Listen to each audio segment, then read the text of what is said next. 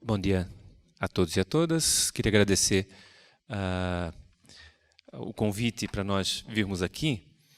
Agradecer ao Flávio, secretário executivo da Mesa Redonda Paulista, à CETESB, à Unip, por nos abrigar aqui neste evento. E como também nós temos vários aqui apresentadores, eu vou também procurar ser bastante sintético para que não prejudiquemos também a continuidade dos eventos no período da tarde.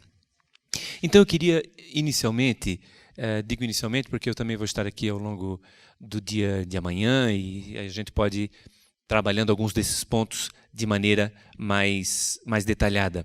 Eu gostaria assim de passar rapidamente um pouco pela agenda do nosso departamento, que é o Departamento de Economia e Meio Ambiente do Ministério do Meio Ambiente, vinculado à Secretaria Executiva do Ministério, para que tenhamos assim, para que a gente possa ter uma visão geral de como que essa temática da produção mais limpa, na verdade, nós tratamos hoje o tema como produção e consumo sustentável, se encaixa dentro desses propósitos, hoje é um eixo central de nossas atividades, e o que vem sendo feito ultimamente, quais são os últimos encaminhamentos que têm sido dados nessa perspectiva. Agora, para entender isso também, então tem que ver um pouco o cenário geral do nosso departamento, é isso que eu pretendo fazer de uma maneira mais rápida. Bom, de maneira geral, o que nós entendemos, por que nós estamos mergulhados nessa questão? Nós temos um problema geral, que é o fato de uma economia que pretende um crescimento ilimitado dentro de uma biosfera que é basicamente limitada. Então aí há um problema que é de ordem biofísica, né? A biosfera não cresce, a biosfera tem uma capacidade de suporte para as nossas atividades e o nosso trabalho tem que ser, porque não há outro caminho, não há outra perspectiva, nós não podemos mudar de planeta, nós não podemos mudar as leis da física, da biofísica, e, portanto, só nos resta, não é, nos inserirmos dentro da capacidade de suporte, dentro dos limites que a biosfera nos impõe. Então, o grande problema é que a escala da economia relativa ao ambiente natural tem superado, tem se ultrapassado esses limites.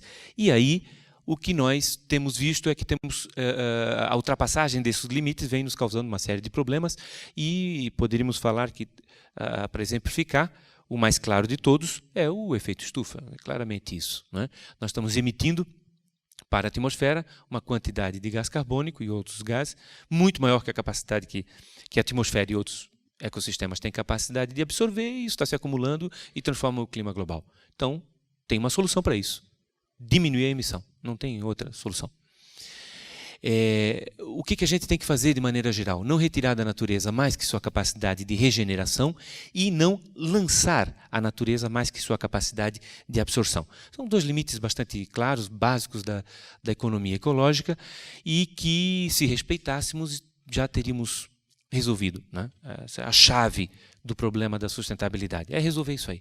Claro que como fazê-lo, né, utilizando os instrumentos que nós temos, que a humanidade criou até agora, esse é o problema aqui que estamos nos debatendo, né? E, sem dúvida, a transformação, né, a mudança de paradigmas do processo de produção e consumo, né, é o meio de chegar até a esse processo. Bem, no Departamento de Economia e Meio Ambiente do MMA, do Ministério do Meio Ambiente, nós temos aí a preocupação de fazer o quê? De traduzir em políticas públicas essas questões. Então, traduzir isso no formato de políticas públicas, especialmente o uso de instrumentos econômicos, que é a nossa função, né, para a construção progressiva de uma sociedade cada vez mais sustentável. Que políticas públicas podem, de que maneira que o poder público pode ser indutor de um processo de transformação dessa monta que nós estamos buscando, que não é pouco, isso é um desafio civilizatório.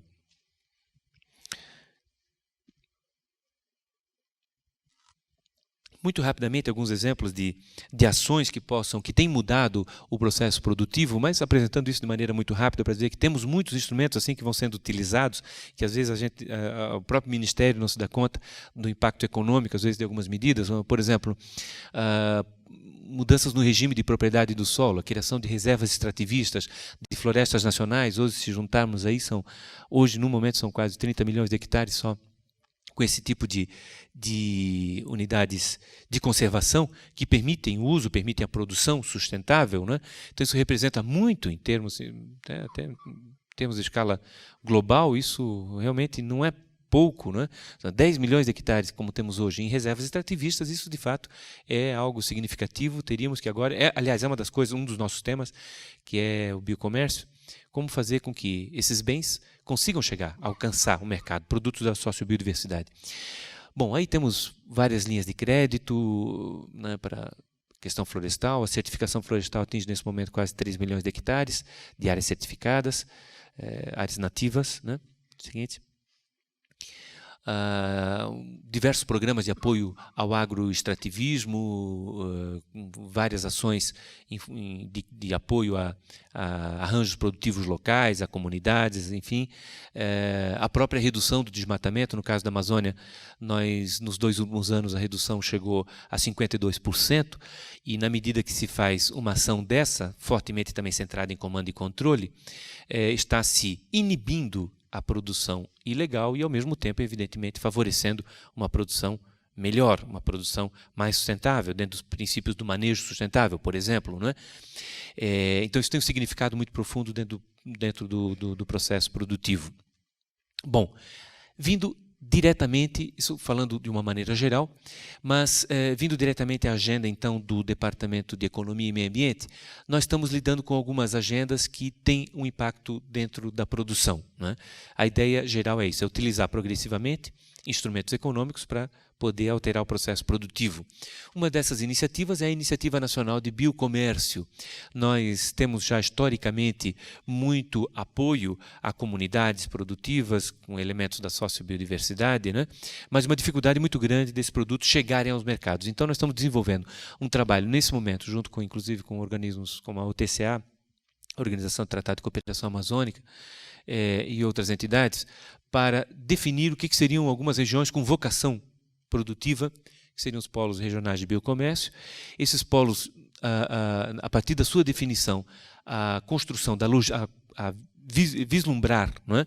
Visualizar o que seria então a logística necessária para que esses polos regionais de biocomércio consigam se viabilizar como tal, e identificar aí o necessário financiamento para que essa logística seja aplicada, e aí nós possamos ter rodadas de negociação, inclusive trabalhar a inovação tecnológica dentro desse processo, enfim, uma estratégia de comércio, não é? Para que a gente possa progressivamente fazer com que a produção, principalmente aí, de setores da sociobiodiversidade, possam ser elementos, possam ser pilares que contribuam para a construção da sustentabilidade. Um outro tema, que é o tema que tem mais a ver aqui conosco nesse momento, eu queria me dedicar um pouquinho mais a ele, é a produção sustentável, produção e consumo sustentável. O consumo está na próxima tela, mas, não, pode deixar aí. O que nós temos nesse momento de estrutura para trabalhar no Brasil é essa questão. Nós temos 9 fóruns, aqui, como um deles é a Mesa Redonda de Produção Mais Limpa em São Paulo. Além da Mesa Redonda em São Paulo, temos mais 8 estados com experiências semelhantes. Estamos agora, nesse momento, estruturando o nosso trabalho para que até o final do ano que vem tenhamos mais 10, então seríamos, até o final do ano que vem, 19 estados, né? No momento são 9 fóruns estaduais de produção mais limpa. Esses 9 fóruns reunidos em setembro em Brasília, nós decidimos criar uma rede nacional de fóruns de produção mais limpa e estamos estruturando essa rede nesse momento, inclusive amanhã de manhã, no período da manhã, estaremos reunindo esses fóruns junto com o Comitê Gestor Nacional de Produção e Consumo Sustentável. Esse comitê, então teremos, na verdade, a rigor, uma reunião do Comitê Gestor Nacional de Produção e Consumo Sustentável ampliada com os fóruns estaduais. Por quê? Porque estamos trabalhando o Plano Nacional de Ação para a Produção e Consumo Sustentável. Nós temos esse plano, aprovado já na última reunião, com várias demandas, com várias prioridades, um conjunto de entidades que assumem essas prioridades, não é? E que essa atividade faz parte de um esforço internacional, de um esforço global de mudanças dos paradigmas produtivos. Esse esforço tem um nome, chama-se Processo de Marrakech. Por quê? E, como vocês devem lembrar, em 92 nós tivemos aqui no Rio de Janeiro uma reunião muito importante, a Cúpula da Terra, a ECO 92. 10 anos mais tarde se fez uma reunião em Joanesburgo para se avaliar a evolução desse processo. E lá de Joanesburgo saiu uma diretriz que era a seguinte: olha, não dá para construir sustentabilidade sem mudar padrão de produção e consumo. Então se criou a partir de lá uma dinâmica internacional. E a primeira reunião para estruturar isso foi em Marrakech, por isso ficou conhecido internacionalmente hoje como Processo de Marrakech. Muitos já devem ter ouvido falar. Estou tentando só homogeneizar um pouco esse tipo de informação. E então, a partir de 2003, nós temos organizado em termos globais, conduzidos pela Departamento de Economia e Questões Sociais e pelo PNUMA, Programa das Nações Unidas para o Meio Ambiente, temos estruturados em termos globais esse processo que se estrutura através de forças-tarefas.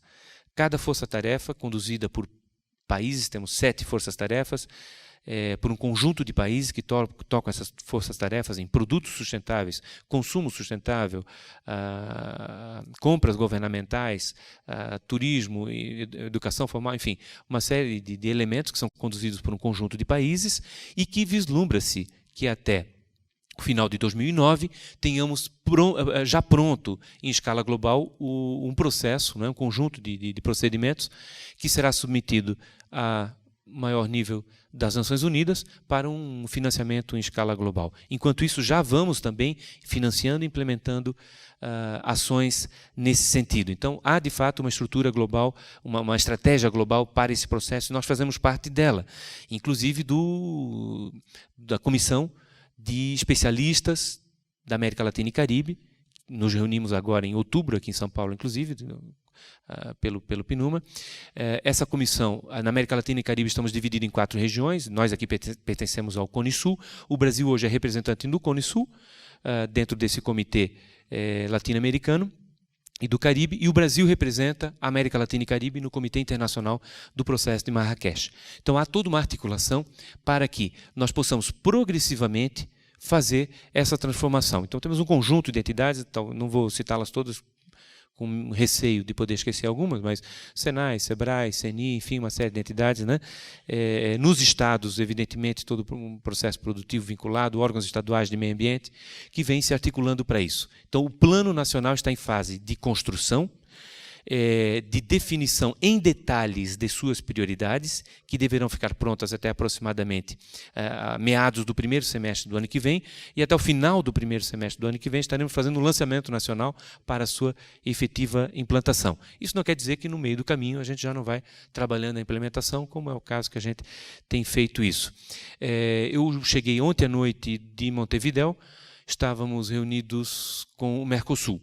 No Mercosul temos um subgrupo de trabalho, que é o subgrupo de trabalho 6. Esse grupo tem 14 grupos de trabalho, porque tem indústria, energia, agricultura, enfim. O de número 6 é o do meio ambiente. Nesse subgrupo de trabalho do meio ambiente, nós já aprovamos, e agora já definimos em detalhe, um plano regional de produção e consumo sustentável. E estamos em discussão com a GTZ, no caso que representa a cooperação alemã, para o financiamento e para uma cooperação visando a implantação em escala regional. Então, eu acho isso muito interessante, porque a gente tem hoje uma estratégia que passa pelos estados, estamos vislumbrando nesse momento a ampliação disso, através inclusive da rede nacional, vem para o nível nacional, com o Comitê Gestor Nacional, passa pelo Mercosul, uma estratégia regional, pela América Latina, enfim, todo um processo que nos conduz também a mudanças em termos globais. Se teremos condições de fazer isso na velocidade suficiente antes que mudanças maiores cheguem, bom, não sei. Mas é bom a gente trabalhar rápido, porque as mudanças estão vindo muito rápido, né? Então, o sentido de urgência disso é muito importante. Temos que trabalhar rápido, porque as mudanças são extremamente rápidas, né? Então, a gente não pode bobear nisso, não. Tem que mergulhar em profundidade com isso, tem que definir estratégia, alocar recursos, articular a sociedade, né? Eu acredito, aí, uma consideração de caráter pessoal, eu acho que até 2015 tem que estar tudo pronto, sabe? Para ter boa parte disso implementada até 2020. Senão vai ser muito tarde. E talvez isso já seja muito tarde, né? As transformações estão acontecendo de maneira vertiginosa, nós vamos assistir isso agora de maneira muito clara com as mudanças climáticas. Temos uma reunião em dezembro agora em Bali sobre essa questão de mudanças climáticas, e se não for feita alguma sinalização forte nessa reunião, né, inclusive o Ban Ki-moon está muito preocupado com isso, veio aqui no Brasil, inclusive, dizer isso, né? Então, só queria colocar essa questão, dizendo que não temos muito tempo. Adiante. Bom, estamos também nesse mesmo sentido, nessa mesma trajetória de mudança de padrão produtivo e de consumo, estruturando as compras sustentáveis no setor público. Como está isso? Para caso alguém tenha interesse específico, nós estamos estruturando através de uma portaria as compras públicas, já está pronto para a ministra, chegando para a assinatura da ministra, uma portaria normatizando no MMA e suas vinculadas, IBAMA, Instituto Chico Mendes, Agência Nacional de Águas, suas instituições vinculadas, esse processo, inclusive já com os editais todos prontos. Então ninguém vai mais ter desculpa, né, para não fazer, porque inclusive os editais já estão sendo aprovados, né? Então é só aplicar os editais já prontinhos, com todos os procedimentos para papel, lâmpadas, combustíveis, produtos de limpeza, impressoras, enfim, uma série de produtos. Estamos com o Ministério do Planejamento e o Ministério das Cidades. Já finalizamos, né? Está em fase de análise em cada um desse Ministério de Análise Jurídica, o decreto de licitações sustentáveis que vai para a assinatura do Presidente da República. A gente espera que até meados do ano que vem tenhamos já também isso normatizado em âmbito federal para todo o governo. E uma iniciativa nacional de capacitação em compras públicas, que é uma articulação com outros ministérios, com a Fundação Getúlio Vargas, com o ICLEI, com uma série de outras instituições, para desenvolver uma ação de capacitação em todos os estados, não é? E com rebatimento nos municípios para compras públicas sustentáveis. Adiante. Consumo sustentável, bom, só para dar um foco, mas na verdade está dentro da perspectiva de produção e consumo sustentável. Hoje essa parte também foi inserida dentro do Plano Nacional de Produção e Consumo Sustentável. Estamos aí trabalhando uma série de campanhas e alternativa na área de embalagens, enfim, uma série de proposições que estão sendo encaminhadas e trabalhadas. E uma série de outras agendas, aí só para completar um pouquinho esse cenário, não é? Estamos fazendo uma avaliação profunda sobre os investimentos no setor público, para onde eles nos conduzem, não é? Para que a gente possa influenciar o PPA, que é o Plano Plurianual, que organiza os investimentos públicos do setor público federal. Estamos trabalhando o pagamento de serviços ambientais, né, um projeto de lei que já está redigido, e estamos em fase de identificação, de definição técnica de monitoramento e avaliação do pagamento de serviços ambientais. Se alguém tiver interesse, eu posso passar algum detalhe. Acompanhamos o Índice de Sustentabilidade Empresarial, o ISE, da Bovespa. Inclusive eu teria que pedir desculpa, porque eu logo em seguida, à 13h, tenho uma reunião desse conselho. E coincidiu com a data de hoje, então eu teria que sair daqui para ir numa reunião do ISE, que é a estruturação de quais empresas estarão no ISE do ano que vem. O ISE é uma experiência interessante de empresas que têm uma performance ambiental e que, por isso, tem então uma separação, digamos assim, uma evidenciação dentro da Bovespa, e pretende-se que chegue-se a remunerações em termos de ação, né, maior para essas empresas que têm um comportamento ambiental. Estamos definindo critérios ambientais para aplicar nos fundos constitucionais, basicamente os 3 fundos que nós temos: o Fundo do Norte, do Nordeste e do Centro-Oeste. O BASA, por exemplo, na Amazônia, o BNB no Nordeste, trabalham basicamente com fundos constitucionais. Se nós entrarmos aí, temos possibilidade de mudar muito o processo produtivo com critérios ambientais, é o que estamos fazendo, e acompanhamos também no Congresso Nacional, que está em fase de tramitação final, esses 2 projetos, o Imposto de Renda Ecológico e o FPE Verde. FPE é o Fundo de Participação dos Estados, é o ICMS ecológico, só que federal, né? Então esse é um pouco o cenário que estamos trabalhando, ou seja, nós trabalhamos basicamente com mudanças de paradigmas aí do processo produtivo, de produção e consumo. Esse é um pouco o estado da arte, muito rapidamente, do que a gente está fazendo. Se alguém quiser aí aprofundar algum tema desse, eu estaria bastante satisfeito de poder trabalhar. Temos aqui também algumas outras pessoas que trabalham no Ministério do Meio Ambiente que possam nos ajudar a fazer esse aprofundamento. Hoje à tarde eu não estaria aqui porque eu estaria nessa reunião do ISE, mas amanhã de manhã eu estou de volta aqui e a gente vai continuar se encontrando. Né? Posso também repassar alguma informação ou, né, verificar alguma questão que alguém tenha um interesse maior específico. Muito obrigado.